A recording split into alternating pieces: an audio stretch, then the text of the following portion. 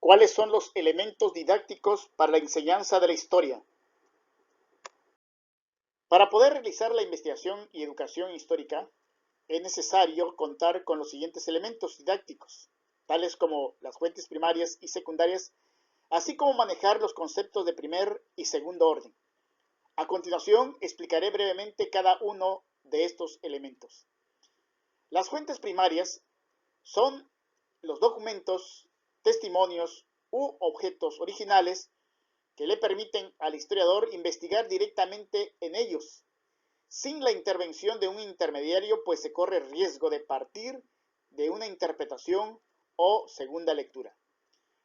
Por ejemplo, tendríamos los documentos públicos o privados, tales como testamento, fe de bautismo, actas, informes económicos, lista de asistencia, cartas, diarios personales, poemas, cuentos, borradores de novela, crónicas, artículos, ensayos, pintura, escultura, arquitectura, fotografía, dibujos, caricaturas, grabados, carteles, personas que presenciaron el suceso o que les contaron dichos sucesos, filmes, audiovisuales, cine, video, entre otros.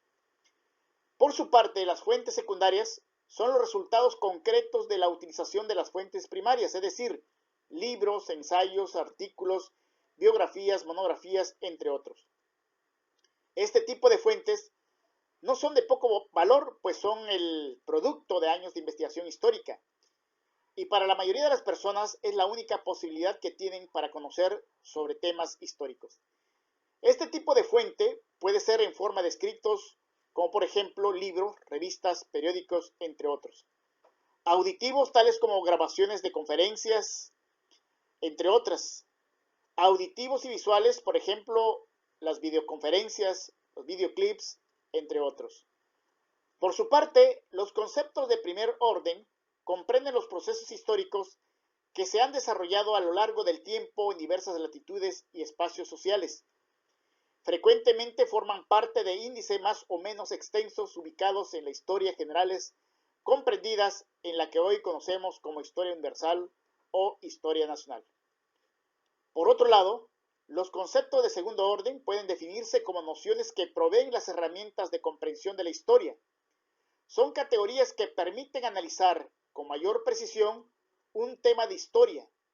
Nos permite responder a preguntas tales como ¿qué sucedió? ¿Cuándo sucedió? ¿Dónde ocurrió? ¿Qué causas lo ocasionaron? ¿Cómo ocurrió? ¿Quiénes participaron? Etcétera. Es decir, hacen alusión al tiempo histórico, al espacio, a los procesos, a los actores, a los cambios y permanencias, a las causalidades, a la evidencia, a la relevancia y a la empatía. ¿Cómo explican las teorías psicológicas el desarrollo del pensamiento histórico en los niños? En el curso de Educación Histórica en el aula, desarrollado en el cuarto semestre, analizamos las diversas teorías psicológicas que explican cómo adquieren los niños el pensamiento histórico. Para la teoría clásica de Jean Piaget, el niño al llegar a la escuela no tiene ningún sentido del tiempo. La medida del tiempo ha de ser una constante en el aprendizaje de los niños a partir del momento en que ésta sea posible. Su enseñanza ha de estar asociado a hechos significativos vividos por los alumnos, por ejemplo, la fiesta de su cumpleaños. La progresiva abstracción y complejidad de las nociones temporales y del tiempo histórico en particular se han de ir construyendo con la edad y también con el aprendizaje. Para Piaget, la comprensión temporal se adquiere hasta pasados los 8 años. Esto depende de la evolución natural del pensamiento del niño y a su estadio de desarrollo.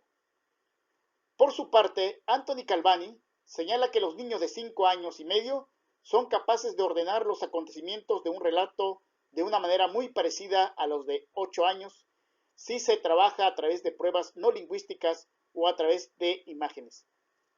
Considera que si el relato sigue una modalidad básica, tales como introducción del protagonista, acontecimiento inicial, reacción emotiva, acciones para conseguir el objetivo, consecuencias, sentimientos del protagonista sobre el resultado de sus acciones, los niños cometen menos errores a la hora de construirlo. Para este autor, los problemas de comprensión temporal no derivan tanto de las incapacidades de los niños, sino más bien de los contenidos escogidos y de la didáctica y de su tratamiento por parte de los profesores. Finalmente, para Kierkegaard, considera que acercar a los niños a la historia, esta no ha de proceder forzosamente de temas como la familia y el barrio. Propone trabajar con los niños relatos, cuentos y juegos con sentido afectivos y morales.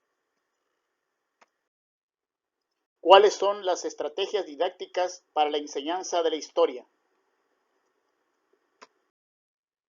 Para ir cerrando con esta exposición, les hablaré ahora acerca de las estrategias para la enseñanza de la historia.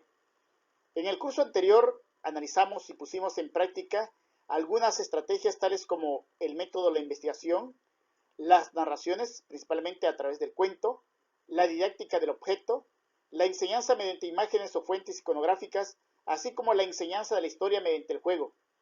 Todas ellas constituyen estrategias posibles a trabajar en el salón de clase. Sin embargo, existen otros contextos en los que los niños pueden aprender el conocimiento histórico. De esta manera, en el presente curso de educación histórica en diversos contextos, analizaremos aquellas estrategias que se pueden trabajar con los niños fuera del aula. Por ejemplo, la enseñanza a través del patrimonio, tales como visita a sitios arqueológicos, museos, monumentos, edificios antiguos, o bien también se puede aprender de la familia, de mitos y creencias, tradiciones y saberes de la comunidad, de películas y novelas históricas, así como bibliotecas de libros antiguos. Y bueno, hasta aquí hemos llegado en este recorrido que constituyen los antecedentes para continuar con este nuevo curso denominado Educación Histórica en diversos contextos.